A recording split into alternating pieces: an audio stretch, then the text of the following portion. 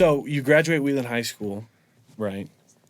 I know you're doing stuff in like plays and stuff for the school, but what brought that out in you? I guess, was it an individual movie? Was it an actress? Was it just like this draw for attention? Because that's what I have, and that's why this makes sense. Definitely a little bit of a draw for attention for sure, but being an oldest child, that definitely for sure the draw for attention. But I'm gonna say church. Really? Yeah. I had a Sunday school music teacher who really like encouraged everything musical about me. Her name's Joyce Nolan.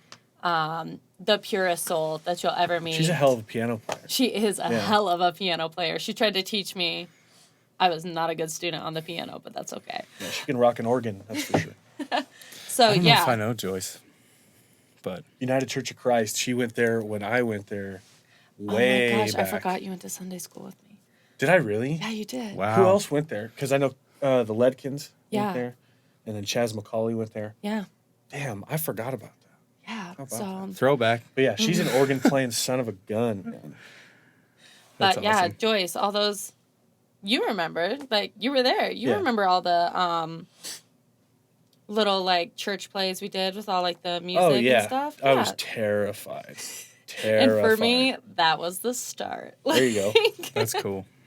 That's interesting. That's That's cool. different. That's something I would never think of, even though I was there. Crazy. And so, like, I guess when did it progress? Because we always have to do these plays and these shows for school and stuff, like when we were kids. I don't remember anything in middle school really. But that's because, like, it was a choice, you know? You had to, like, audition for the plays. I remember Tough distinctly... competition. Oh, man, what were you going to do? Oh, man. Mrs. Bird didn't like you. There it Oh was. man, sure. Name dropping. But but I know for me, I knew I wanted to pursue something in the arts pretty early on. I wasn't sure exactly what it was.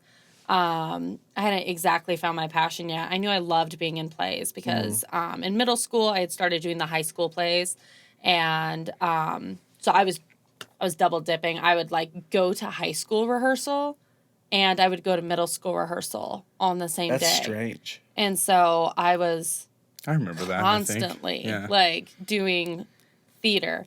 And I was like, wow, this is like really cool. I really think like this is something I could pursue. And I remember very distinctly, and this is so cliche and I hate saying it out loud, but I'll do it. When I was in 8th grade, I went and I saw Wicked at the Buell Theater, and I was watching it and I was like, holy crap, like that right there, that's what I want to do for the rest of my life. And it was like an epiphany. So I did that. I saw that. And pretty much from the age 13, everything in my life has been a pursuit towards that ever since. So that's similar to Slater that we just had on when he's talking about like in middle school, this epiphany kicked in where he was like, this is what I'm going to do. Mm-hmm.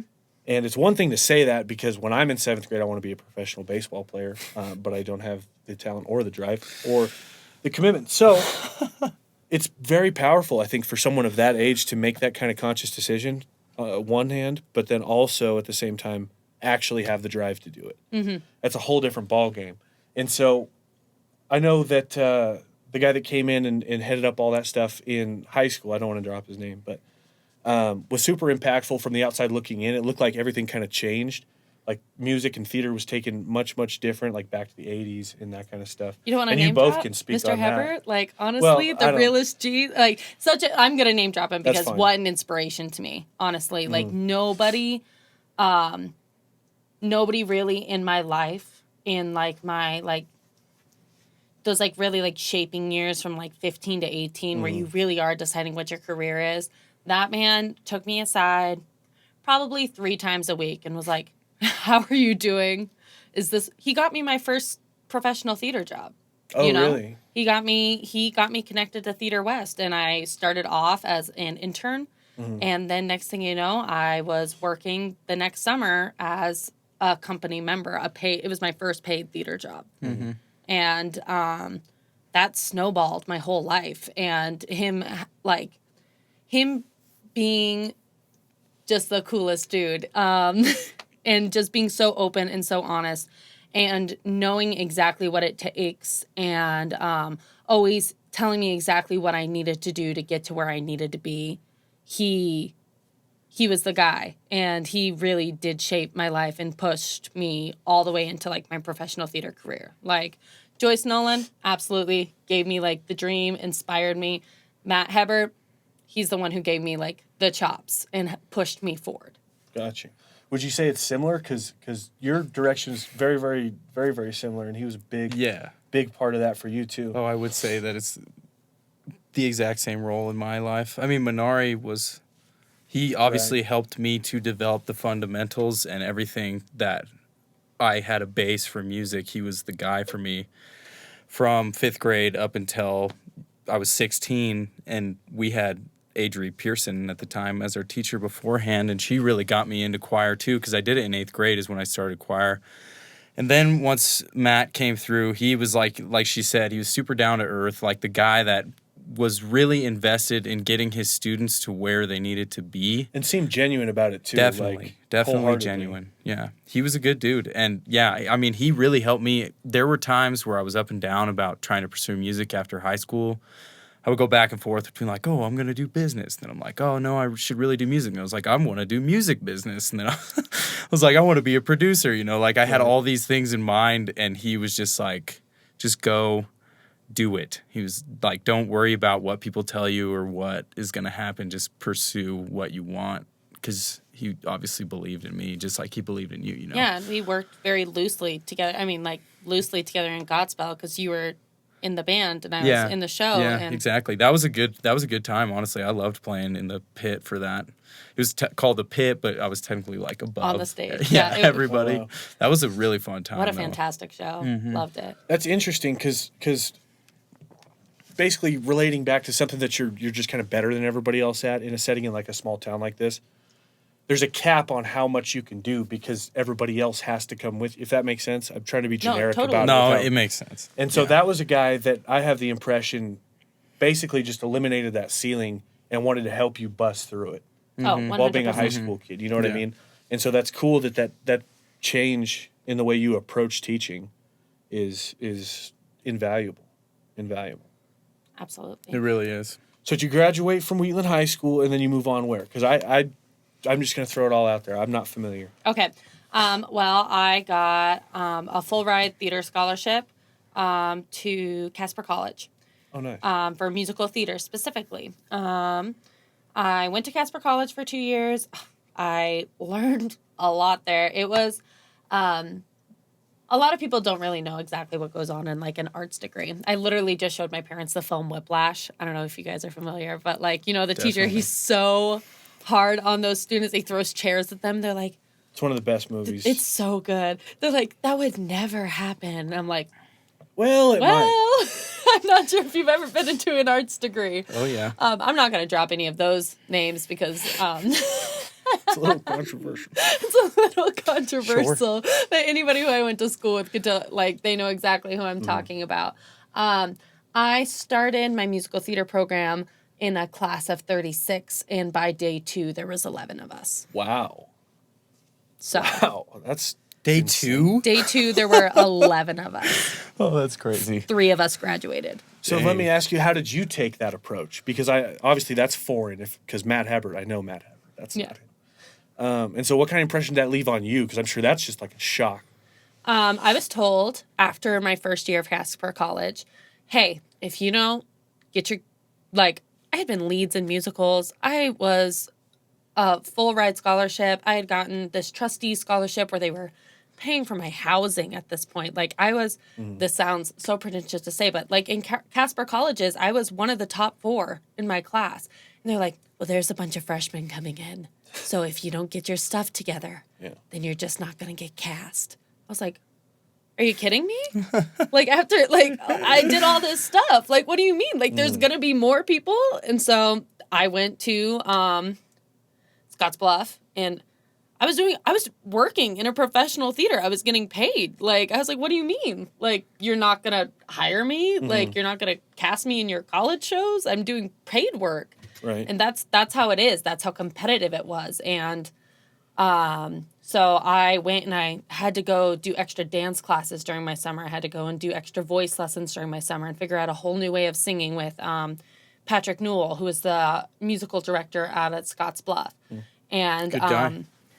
Awesome guy. He fixed my voice in ways that like I really needed to, that I just wasn't like grasping in other classes, and he knew exactly what to do. And so by the time I got to like my sophomore year of college, they're like, oh good, you did all those things you needed to, you can still get cast, don't worry. I was like, oh my God, like it was so stressful. Like, and that's how it is, because it's so dog eat dog. Like, but that's a good thing, you know, in hindsight, that you have to compete like that. Yeah, because it builds it that's the early real in the world. repetition. Yeah, that is exactly the real world of theater. And some people say, oh, what a toxic environment. Like, how do you survive that? Anyone who loves competing, whether it be sports or whatever, is going to thrive in that And I'm environment. like, and I chose my like, I don't even know what the word, but like to finish my undergrad, my 4-year program. So I did my 2 years at Casper. Did great things. I worked with wonderful people. I worked with the Q brothers out of Chicago, who way ahead of their time when like thinking things up like Hamilton, like they were doing it out in Chicago, and I did, and like an all rap version of Lysistrata, which is a Greek play that was modernized by them and just done 100% in rap. I worked cool. with Richard White, who was the voice of Gaston in Beauty and the Beast. He was in a show with us. I worked with Mark Medoff, rest in peace. Great playwright, brilliant. And so Casper College brought in all these wonderful people that like really introduced you to the theater world. And I was like, well, this was so competitive. And if I don't pick an equally competitive program, like I'm going to fall behind. Right. So I auditioned for a handful of schools. I like picked my top 3, and I'm like, if I don't get into these 3 schools, like, say la vie. Like, I don't know what's going to do. I'll figure something out. I guess I'll teach kindergarten. Like, that's like the point I was at. I was like, because these are the 3 schools I want to go to. I moved to Minnesota before I had even found out if I had gotten into the program. That's how sure I was about this. That's wild. That is very wild. Literally That's a big picked move. up my life. I moved to Mankato, Minnesota, 12 hours away. I'd never even been to the state of Minnesota. I didn't know what I was doing. I didn't know what was going on. It was 2 days before school started, and I auditioned for the program. Wow. Ballin'. So I was like, So what's plan B? it's a bad thing about me. I don't go in with plan Bs. See, yeah, That's kind of a That's good the thing, thing, though, yeah. at the same time. Yeah. You don't have a plan B. You're like so driven. It's like you won't fail at a certain point. You work it in your brain that it's like, I'm doing this and it's happening. And then it eventually will happen for you. Yeah. And that's like my thought. Like, that's like, I'm like, well, this is what I'm going to do. And if it happens, it happens. If it doesn't, it doesn't. Like, and I guess I'll figure things out in the way.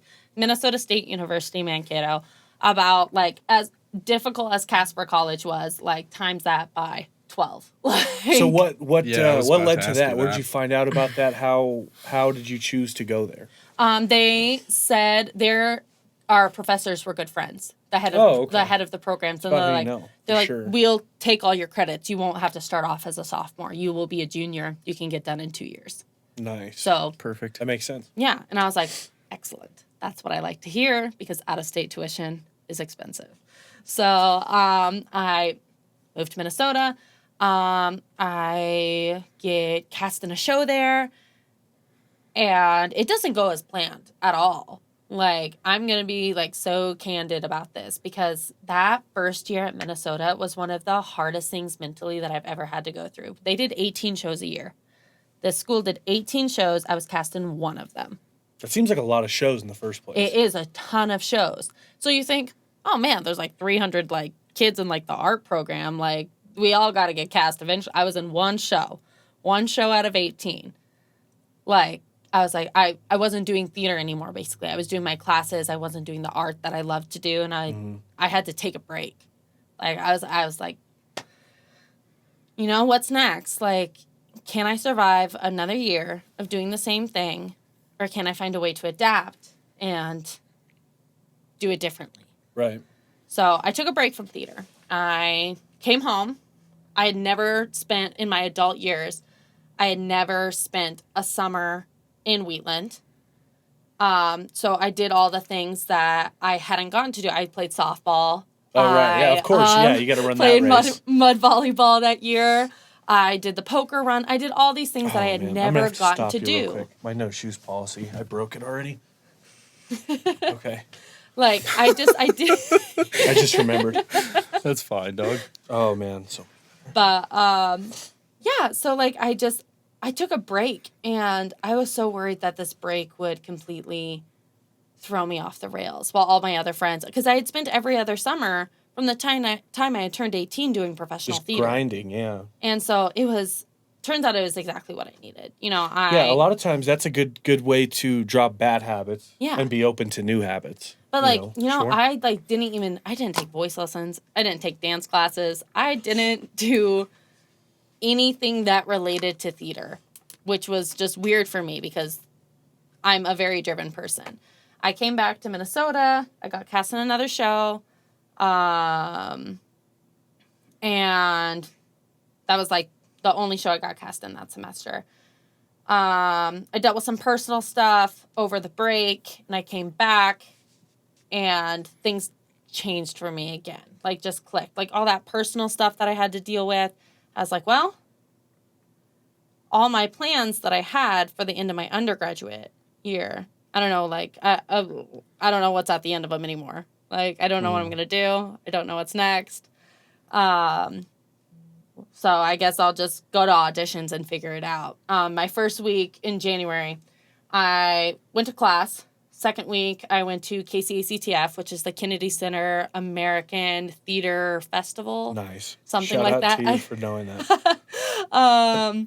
And I auditioned for something that I had like dreamed about doing, but I wasn't really sure if I would get in. That was the Open Jar Institute in New York City. Felt like my audition went well. And I ended up. So when you go into an audition like that, sorry to stop you. No, When go you go ahead. into an audition like that, what's the situation? Do you have like 5 minutes to put on whatever you'd like? Is there something you have to be prepared No. for? I went in and we learned to dance. We did a dance combo. Then, is this a group of all the auditioners? Or yeah, is it, so there was okay. 60 of us.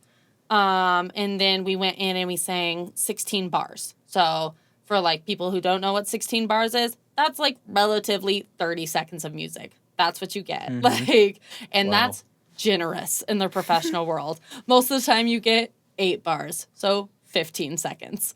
And, you know, they know what they want pretty much by the time you walk in. Sure. Like, And you don't know if they've already seen what they want. exactly.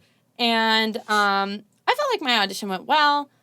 Third week, turns out I got type A influenza, so I didn't go to class. Oh, my third man. week of my second semester of college, and I missed all the rest of the auditions for the school year.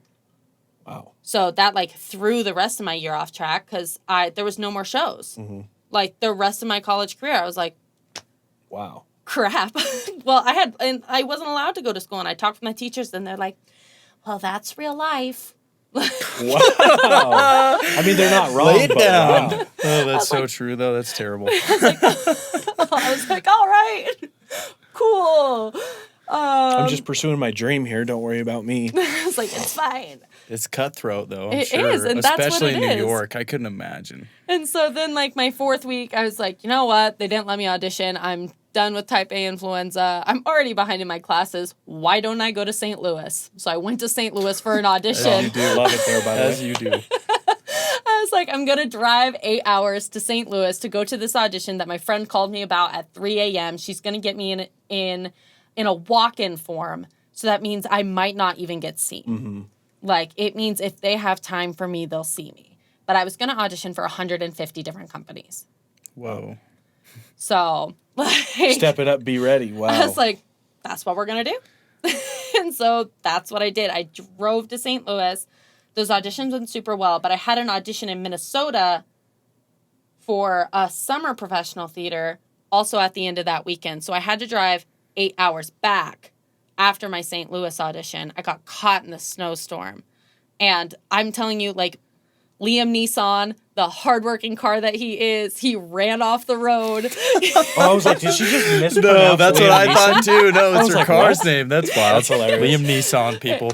And I had to pull over in a hotel. Like, on the border of Iowa. Like, it wasn't even a town. It was a casino and a hotel, and a Burger King. Whoa, That's it. nice. That was the whole Alright. thing. That's all you need. But there was no more. I couldn't see the road, and I had an audition the next day. So I just had to crash at this hotel for the night, get up at like 5 a.m., Ugh. drive to this audition. Yep. I asked the stage managers, I'm like, honestly, I want to be seen last. Like, I've been through the ringer. Please take your time. Take your time. Put me at the bottom of the list, please. Yeah, that's a tough call to make because, like I mentioned earlier, like they might find what they're looking for far before they even see you. And I went in completely unprepared for this audition, first and foremost. Like, absolutely. I was like, oh my gosh, I've been on the road all night. I don't even know really what I'm going to sing. Like, we worked on it in the car, I guess. But, like, we're going to see what happens. But it was also run by the same people who run my college program. And I'm like, they're, like, not super interested in what I have to offer anyway. Like, I've been in 2 shows in my 2 years here. Mm-hmm. Like, whatever happens, happens. And I go in. I start my first song, because for this audition, you got to sing 2 16-bar cuts and a monologue. So I start my first cut, and I, like, get, like, a bar in, and I mess up, and I'm like, I'm going to start over. Get through that cut.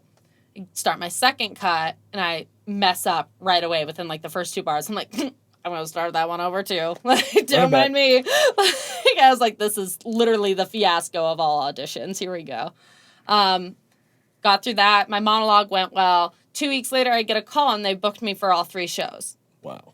And that's where I learned, like, my biggest lesson in this whole career. And it's over-prepare and then don't care. Because what people see in that room when you want it so badly is desperation. And nobody wants to hire a desperate person. Right. That's a good point. Like, no, like, if you want it more than anything in the world, that's, like, the first thing they read. They're like, oh, God. Yeah. Sure. Oh, that's crazy. They're like, that's, like, a lot to take in. Like, is she going to be okay if we cast her for all these shows? Is she going to be all right? And so, like, I went in and, like, I sang my stuff, and I, like, was pretty sure they weren't going to cast me anyway, so I didn't really care what was going on anyway. And, the guy who called me, he was like, you had a few brain farts, but overall, I really liked the material. I was like, okay, cool. Oh, man. That's what we love to hear. Yeah, and then next thing you know, like, I did those 3 shows at Professional Summer Theater. 3 weeks later, I found out I was going to New York City for the Open Jar Institute, which was a week-long intensive of working with Broadway's top choreographers, directors, acting coaches, voice teachers, and seeing 4 Broadway shows. I've never been to New York City before. This to me is like my dream. And so I go. And I have the time of my life, and I find out from Jeff Whiting, the guy who runs the thing, he goes, like, there's, like, this 8-week residency we do, and he's, like, talking to the big, broad group. And he's like, so, like, once you guys graduate college, like, feel free to, like, audition and give it a shot, but we only accept 12. I'm like, okay, cool. Very cool. I'm graduated from college. Like, so I walk up to Jeff, like, super casually. I'm like, hey, I'm interested in being in your residency. I don't got anything to do. I'll move to New York City for 2 months. Right. I'm your girl. Like, he's like, well, I did just, like, watch you sing. Like, I'll talk, I'll shoot you an email on Monday. Like, and I'll talk with, like, my, like, co-people about it. They all saw you sing. Like, we'll talk. I'm like, okay. Like, once again, I'm like, well, if it happens, it happens. I left New York City on Saturday, and I found out on Monday, 6 weeks later, I was going to move there for 2 months. So I got into this residency. I had to find an apartment in New York City. So, like, when you find an apartment to live there, where at exactly? I mean, are you in the city? I'm a Manhattan girl. I am a Manhattan girl. Oh, man. And so Queens and Brooklyn don't do it for me. So I lived in Spanish Harlem is where I lived. Wow. Cool. Don't know where that is, but sounds cool. It is definitely not the safest neighborhood to live in. Sure.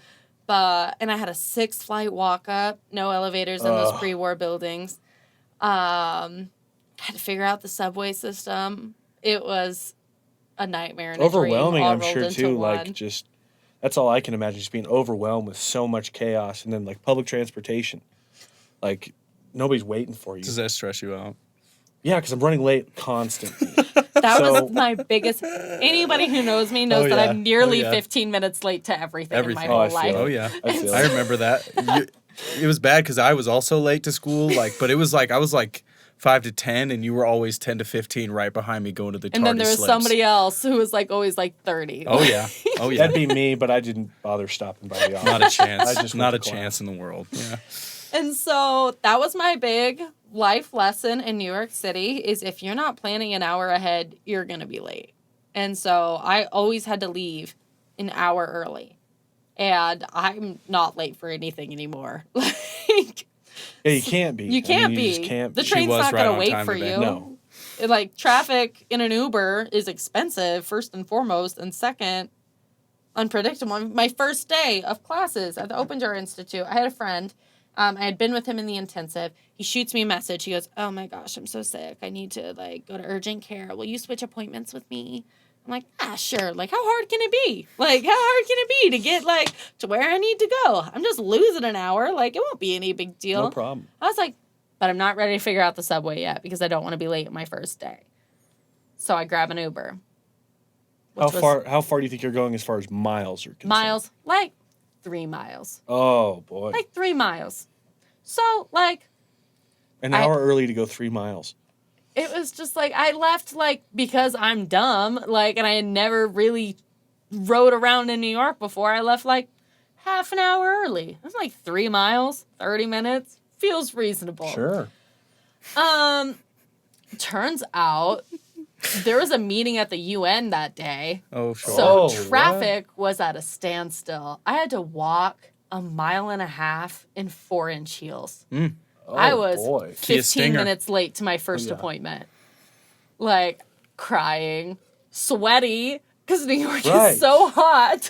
Like, Yeah. Not I to bet mention, that like, was you're hard. hoofing it. You're not Yeah, just I like am casually. hoofing it. You're not casually and I'm walking down the lost. street. Like, I have no idea where I'm going. I'm like, where's Ugh. Shetler Studios? I've never been to Shetler Studios. Right. Like, what am I gonna do? Like, and all of a sudden I have to go up and sing and be emotionally vulnerable to these people. Like, Right after oh a God, hoof. like Sounds stressful. it was the most stressful first day of my life.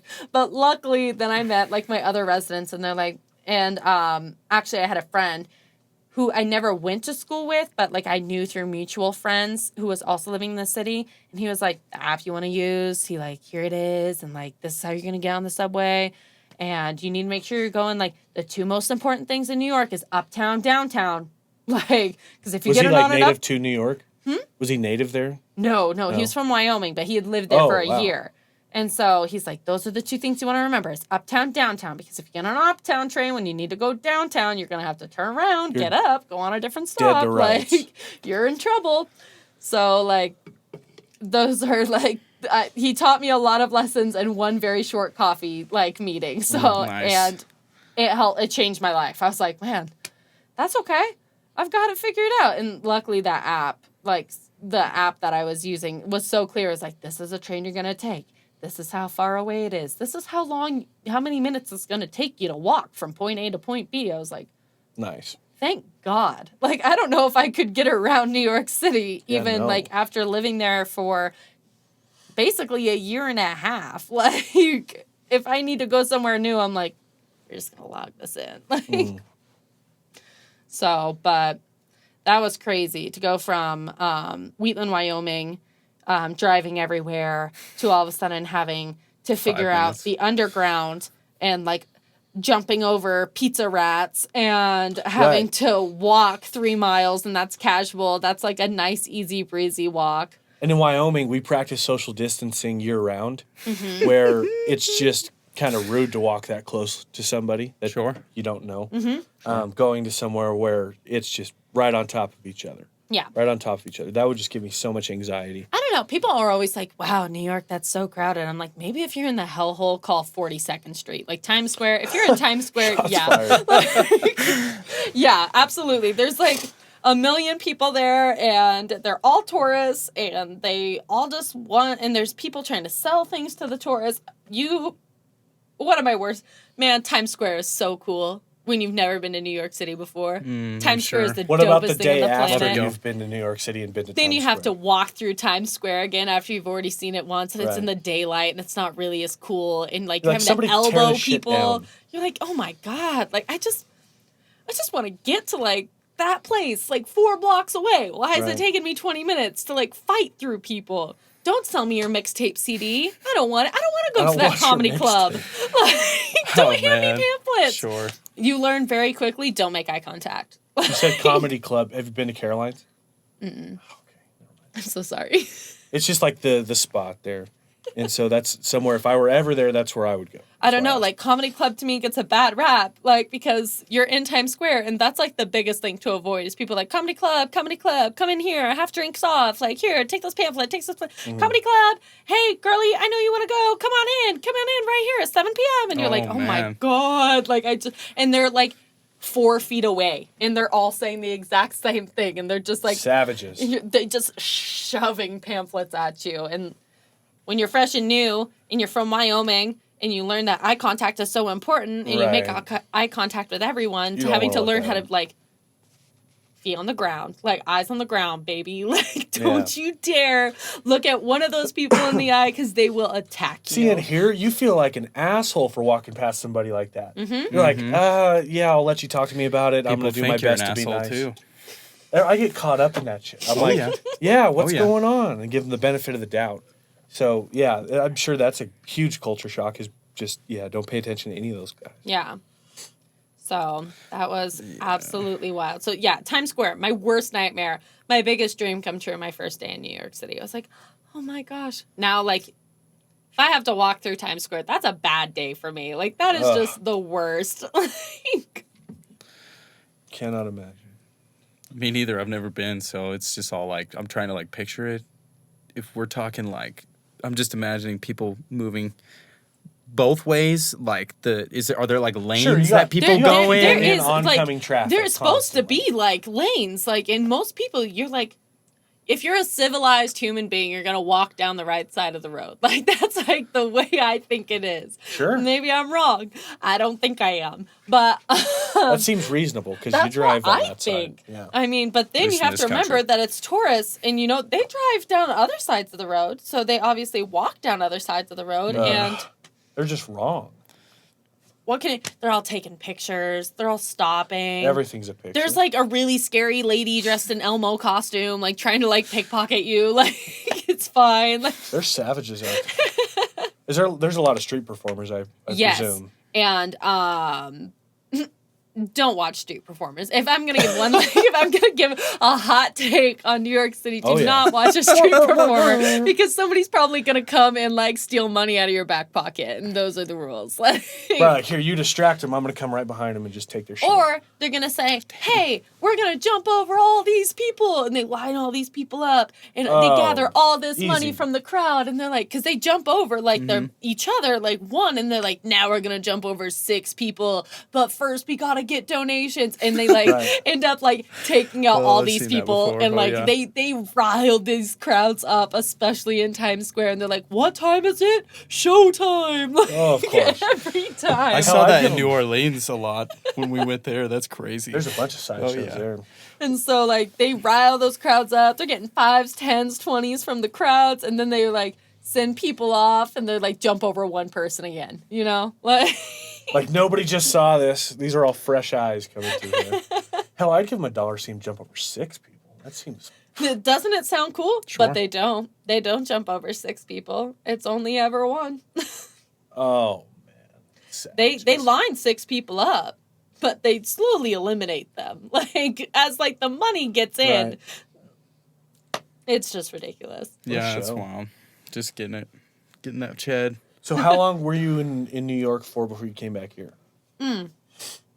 Well, I did my residency, so I was there for 2 months. I came home, spent some time at home, ended up going back to St. Louis for an audition, connected with some people, and I got booked in Ohio. So I worked a gig in Ohio for, I'm going to say 5 months. 5 months doing Oh, the wow. same show, which is 8 shows a week doing the same show. Teaches you a lot of discipline. Where at in Ohio? About I'm gonna say a town, but like nobody's gonna know. So I'm just gonna Right. say like a half hour south of Canton, Ohio, an hour and a okay. half south of Cleveland. So like, Nobody Yeah. goes to vacation in Cleveland. So. and the Rock and Roll Hall of Fame is really cool, but like, I've actually I'll been. bet. yeah, It is cool. They got a huge exhibit for Bruce Springsteen. Massive. Really? It's like the I'm not top. really a Springsteen. Hey, he's got a couple of jams. I'm not a big fan either, but I can respect it. Sure, Okay? of course. Respect the success. Respect it. yeah. When So, my yeah. parents came to visit, they're like Football Hall of Fame, Oh, Rock yeah. and Roll Hall of Fame. Of course. These are the things we're and doing. Of course you veered towards. So have you both been to both then? I think I did go to the Football Hall You of have a Fame pretty as good well. 2 for Give me 1 a sort lowdown of of the deal. cool stuff. Let's hear it. Oh man, I was 15 at the time, dude. I can't even really remember much. A lot of, I like, just remember that my football dad cards was and things. spending time reading every inch of everything as we walked by. He was walking through very slow. Seems like a curious And man. of course, Chris, Pat, and I, 15, 14, and 13, Little adolescents, shits, huh? just so angsty. We're like running through that place, looking Yeah. at everything we can, like as fast as we can, not reading a damn thing. No, of course. We were having the time of our lives at that time, Mm-hmm. but because it was just like, whoa, let's look at all the Broncos stuff, and Yeah. we spent a long time there. But I meant the music Hall of Fame. Oh. Rock and Roll Hall of Fame. Oh, But Rock and Roll Hall of Fame? regardless, yeah. No, it's really rad. They have a lot of stuff in there that you wouldn't expect. A High School Musical exhibit that Ugh. threw me off. I wasn't ready for that in the Rock and Roll Hall of Fame. I was they like, what? had one. Yeah, I don't they remember did. seeing that. My dad was all about the American Bandstand exhibit. Oh, That sure. was super cool to him. Jimi but Hendrix has a big Huge. spot. As he should. Yeah, It was so cool. The clothes. remember his. I'm such a chick, but the clothes were so cool yeah. to me. Like just like Sure. the different like eras and like the different styles. Yeah, Rad. they took it far more serious, I would say. Yeah. And far more creativity in it, that's for sure. Yeah, I would say that too. Honestly, the building on the outside is the Rock and Roll's a triangle or Yeah, like it's a Right? pyramid. Yeah, it's sweet looking. Slick. Yeah, Springsteen I remember was like freshly built and it was towards the top. Wow. Yeah, I mean, I get it, but I don't. big guy, big name, I dude. get it, but I Everyone knows don't. that name. So Of course. hey, the So you- Beatles obviously have a fat one too. Yes. Like As they theirs is should. huge. Probably the biggest one in there that I remember, Yeah, as it should have been. But fair enough. So, how you were in Ohio for how long? 5 months doing the same show, 8 shows a week. So a few double show days and things like that. Always Sunday, Mondays off. Super nice. But after that, Doing the same show for the whole. 5 months. Oh wow. Yeah. So let me ask you this, because it's like a constant thing. Obviously, 8 shows a week. What do you do to stay locked in over that long a time? Because it seems like it would just get so repetitive and be like, Man, just like, going through the motions It can and- be so hard to like not get bored with your own material, and some people were like, I'm going to try new stuff all the time. And I'm like, man, I wish you won it because that really throws me off. right? Then everybody else has to adapt. Like, I that's how it is playing in a band too, man. That's how it is. It's crazy. don't like that. I feel what are that. you doing? Like, especially my acting partner, who I loved dearly, but he was always trying to do something new. He's like, I'm going to crawl in the trash can today. I'm like, why would you do that? Like, Shots fired. That's funny. I feel that though. I feel that so hard because, like, yeah, you're like used to this situation, and you're like, we're gonna run it down. And it's gonna be good. We know it's gonna be good, and then somebody throws you a curveball, and you're like, what are you doing? Like internally, you're like, you've got to cool out. You can't be doing this because now I don't even know where I am. What Yeah. show are we doing? I'm not even sure. man. Sometimes it makes for good stuff, though. I would say, Yeah. especially in the acting. I could imagine that someone throws in some improv that's working. You're like, okay, you know, Yeah. maybe we can ride this out. But internally, that panic button is just like, So it cranking. definitely kept us on our toes, like things like that. So, wow. But yeah, it was hard because it wasn't like an incredibly dense show by any means. Like, it was pretty fluffy, pretty like touristy type deal. And I was super grateful. Like every once in a while, we got like a 5-day weekend. And for one of those times, I like went to New York. Another one of those times, I came home, like just to like Nice. check out of like doing that show. I was like, do I ever want to do this again? Yeah, I'm sure towards the end it just got to be like, this thing has got to end eventually. Like, I've done 97 shows by this point. Like, I'm exhausted. Oh boy. Tough. So yeah, is there anything that like you could keep it fresh? Because I know you're talking about these other people, trying a bunch of different stuff. Yeah. But what did you do to kind of just keep it fresh? Or were you just kind of locked in? You could just lock yourself in. Once I have my stuff, like, that's the stuff I'm going to do. Like, those are the things I'm going to do. Because I would assume like the first maybe month or so, you're trying different stuff to see what you get the best works. reaction. Yeah. And then after that, you just kind of maintain it. Yeah. And that's how I work, and that's not how everybody works. And because theater is such a team sport, man. Like, and if you run things one way, but like, you don't know how other people are going to run things. So for me, I worked with 3 other girls in the show, and they definitely, like, our friendship is, like, really, like, what made me enjoy work every day. Working with these 3 girls. They were so rad, and, like, they made work, like, a joy to go to, which was super cool. Why? Well, we lived together. We all lived in the same house. We cooked dinners. We all ate at the same restaurant. There could be 2 different spectrums of that, I guess. I was super lucky because, like, it could have been awful. Oh, yeah. To have to, like, live, eat, breathe, and work with, like, the same people. Sounds familiar to someone I know. It could have been awful. Yeah, I'm glad it worked out for you. That's cool. Yeah, so super lucky. And definitely that relationship that we had off stage is what made it, like, such a joy to, like, go and, like, work on stage with these people. And I'm sure the comfortability is probably way higher with them. Oh, absolutely. Having to spend that much time with them. Yeah. You guys are probably getting some, just good content. Yes. From each other. Yeah. Constantly. Definitely a joy. I love those girls. So you get done in Ohio. I knew a girl from the residency who needed a spot in her apartment filled. And I was like, well, shoot. I got a body to fill it. Yeah. Like, that could be me. So I pack my life up into 3 suitcases. I don't have a bed. Don't have, like, anything. I just have... Just did that this week. Like... Yeah, similar thing. I have my shoes. And I have my clothes. Mm-hmm.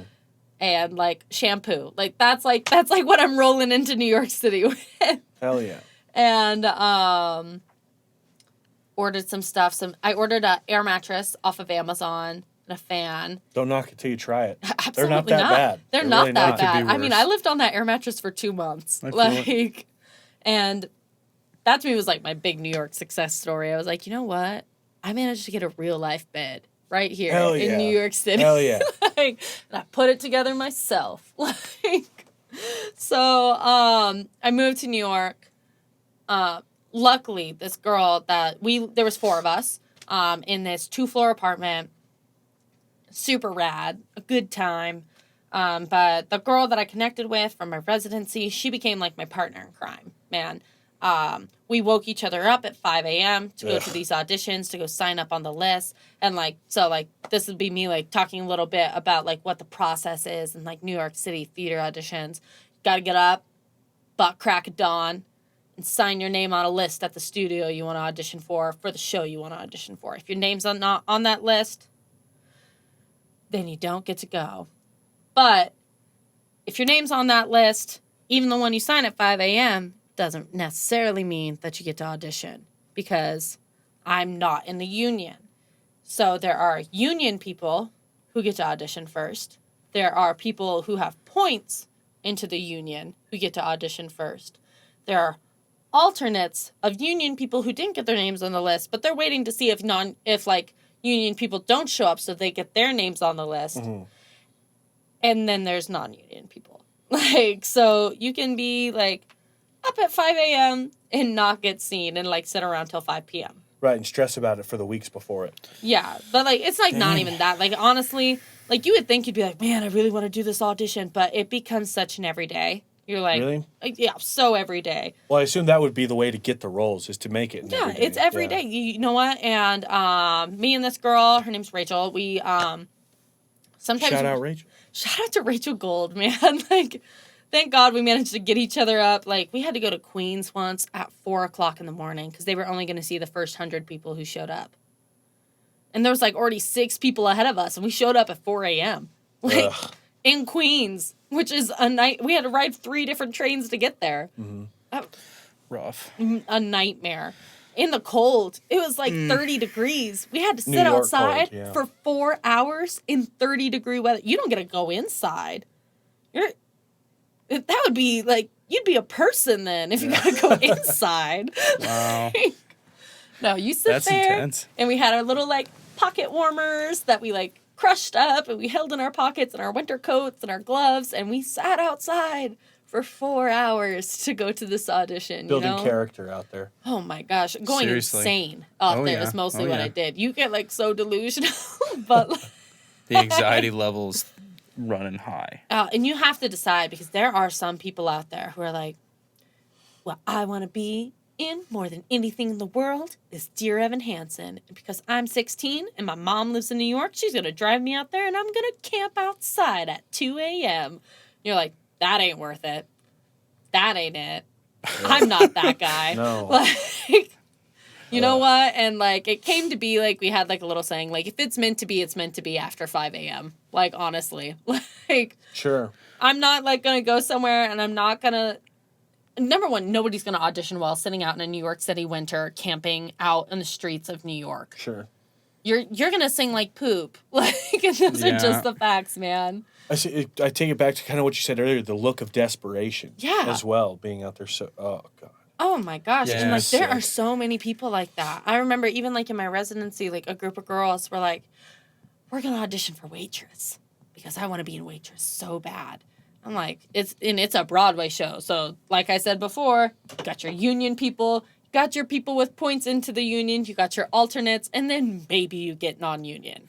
So how do you get into the union then? You have to build points. You have to work at union theaters.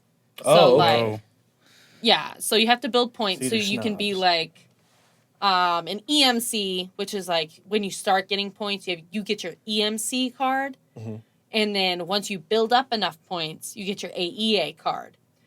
But such a double-edged sword because once you get that union card, you can no longer work at anything but union theaters. Oh. So you have to sign some sort of contract that says that you want. Well, you Join have that your cult, you have baby. your card. Like you're a part of the union, man. Like you're like. Or I guess that's what you want like anyway. But you're in the union, and so like you can't like work just anywhere at that point, and so you have to decide.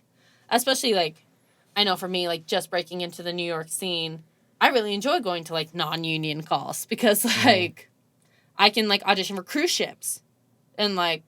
People in the union can't audition for cruise ships, like those sort of deals. Like you have to decide like when it's the right time for you to join the union. sure. So, That makes a lot of sense. because like once you take your card, like you can't just be like, well, I'm going to give back my card for a little bit and work at this non-union theater. Then I'm going to get back my card. Like that's not how it works. Like, Right.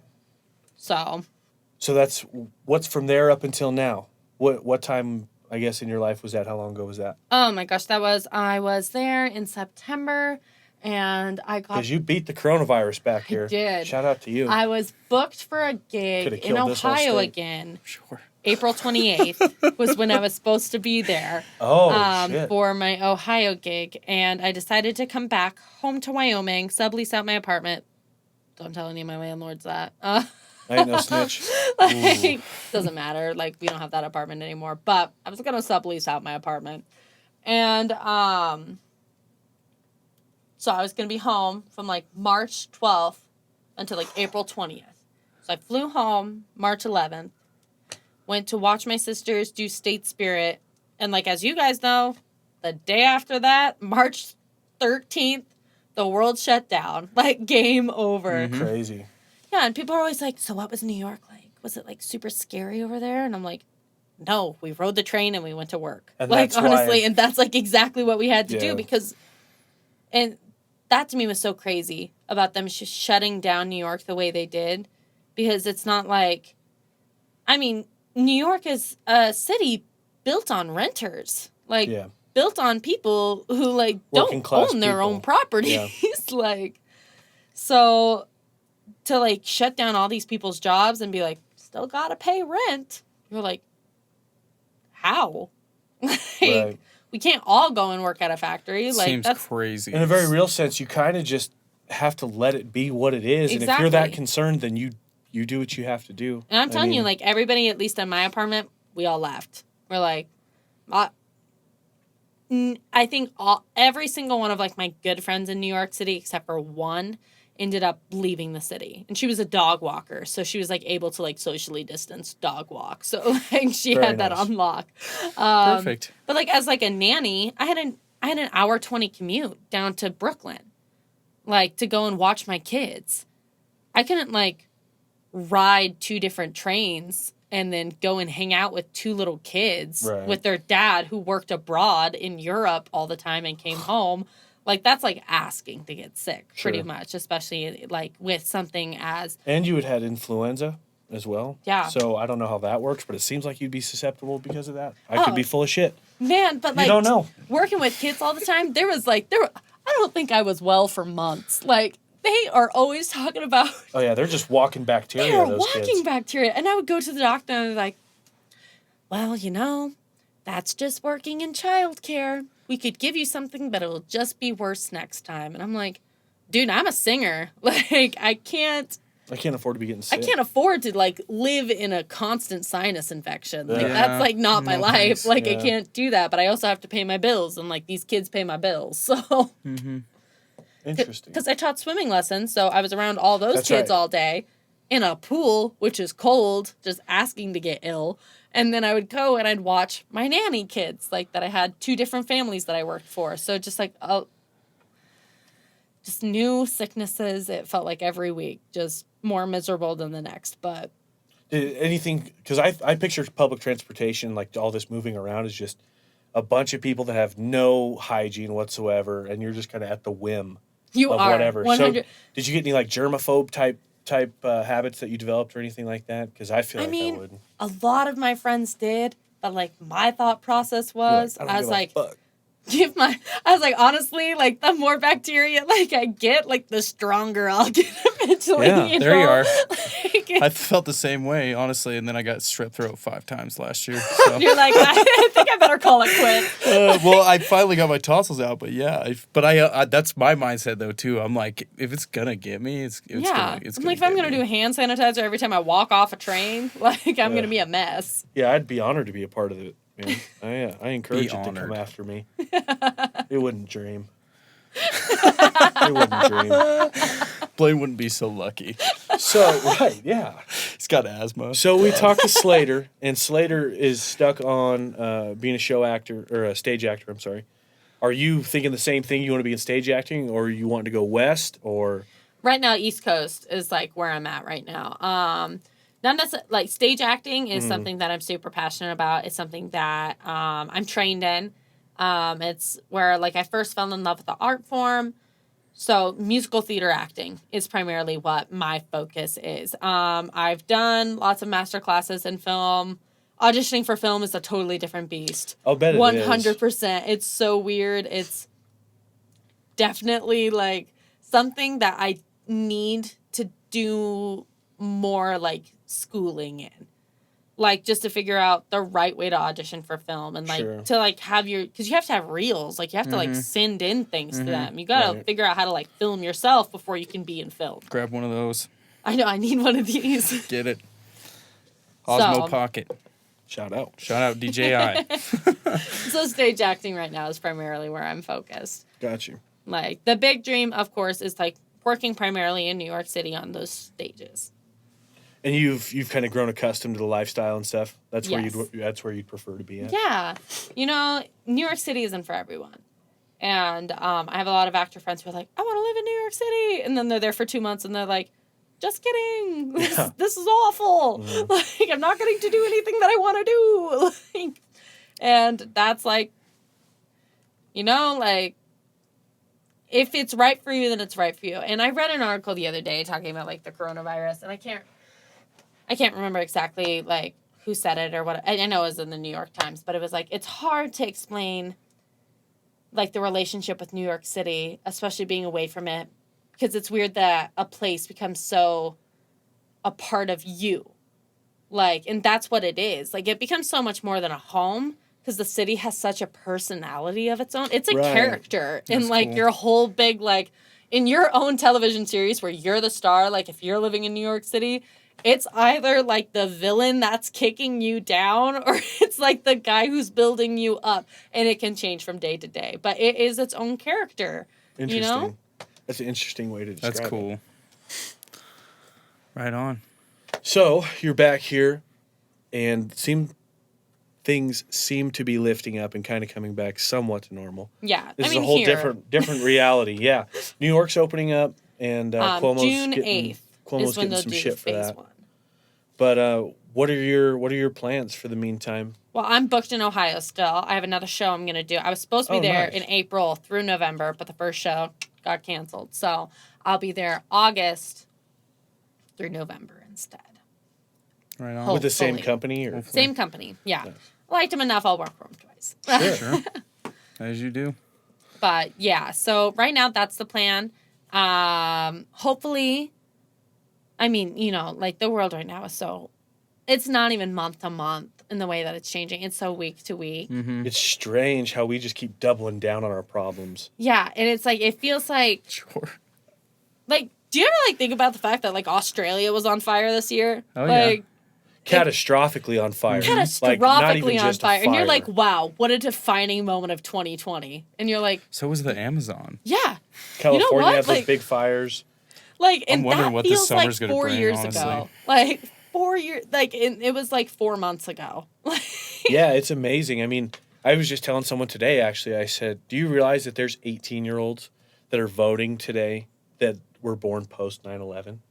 Like, they Just don't know wild. what life was before that, how it changed, and now it seems like this is the new 9/11, quote unquote, I guess. Sure. I guess I never really thought But it's a about it new like reality because instantly after that happened, this is a new country. that. Sure. No, and Instantly after everybody's this talking about like happened, the new normal, it's a new 100%. I've heard some people talk about how it's like that new normal was really prominent like the first 3 or 4 years after 9/11 because obviously we were like 6 when it happened. Yeah. We were 6 or 7, yeah. was So six like or probably that 7. was a development that we didn't really pay attention to, obviously, because we were in elementary school. But you do remember it. I that's for remember sure. it, yeah, of course. But like, from what I've gathered from adults that went through it, like in their 30s and 40s, is that the country was a new beast for those 3 or 4 years, and then everything kind of reverted like slowly back to similar ways. I mean, obviously the system of flying changed forever. There are yeah. certain things Yeah, that and changed they've forever. really screwed that up, man. What a pain in the ass it is to fly anywhere. Can't believe I have to take off my shoes Safety first. every time I go on, man. I don't know. I mean, look right here. Oh, it's a no shoes policy.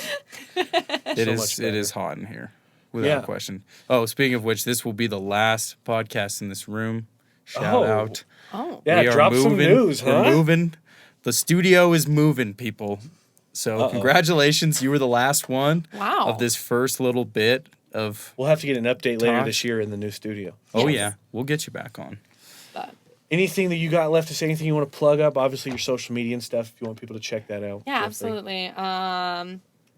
Check out my Instagram at KY SMITTY Tough. 13. So that's me. That's where I post like mostly pictures of myself, usually in New York, doing things, drinking mimosas. Doing New York stuff. Yeah. Totally. Brunching mostly. But love brunch. it's also where I post a lot. Yeah. Nobody does New York City brunch. Like, man, do I miss brunch. Like, Dang, I man. feel it. but that's where I post like a lot of updates on like my acting stuff and things like that. But man, I'm just hopeful, to get back to New York City. Hopefully, these phases work the way we want them to. Hopefully, like the slowly opening, because rural America is so much different. I always say, I'm like, if I try to come into contact with 5,000 new people today, I'd be toast. Like, Yeah. Yeah. And like people would be pissed that it they're wouldn't here. happen. Like I couldn't do that here in New York. I would just have to ride the A train. Like it Right. wouldn't be hard. So like I'm hoping, especially for a city that, like I've said, is so near and dear to my heart, and that has like become a home to me. I'm hoping that things look up for them, and that these phases work the way they want to, and that actors all over the world who, like, my heart is bleeding for, like, that they can get back to work and doing what they love to do. Definitely. Well, thanks for being here. Congratulations on all your success. It's powerful that you come from here, that Slater comes from here, and you guys run out east into the craziness foreign land and are finding success. It's dope. Yeah. It's cool, and I want people to know about it. So thanks for being here. Hey, thanks for having me. Thanks for being my my sick guest over here. The call-in sick Call-in guest is guest, replaced. yeah. You know? I don't know if we're replacing, but Well, just for just for today. But And yeah. then the next time I need to. So shout out. peace.